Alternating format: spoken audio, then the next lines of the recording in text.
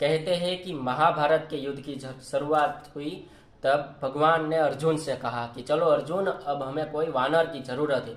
अर्जुन ने कहा कि मैं ठहरा नर और मुझे किसी वानर की जरूरत। भगवान ने कहा कि तेरे सामने खड़े इस नारायण को भी थी, तो तू क्या चीज है।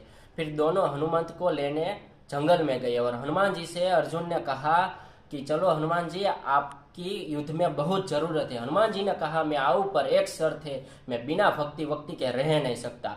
श्री कृष्ण ने कहा कि हनुमंत, वहां भक्ति होगी या युद्ध होगा। हनुमान ने कहा शर्त तो यही है, वहां हमारे राम प्रभु हमको युद्ध के बीच में भी भजन भक्ति कराते थे। श्री कृष्ण भगवान ने कहा कि चलो तो सही, आ जाओ युद्ध में, भजन करेंगे हम।